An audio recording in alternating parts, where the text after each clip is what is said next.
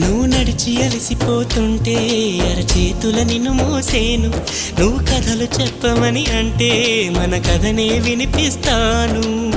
ఏ చింత లేదంటూ నీ చింతనుంటే ఏ భాగ్యం కావాలి నాకింతకంటే. ఈ దొరసాని నాలివేణి ఇక లోకంలో ఏదైనా పోతే పోనీ. ఏం చేసావు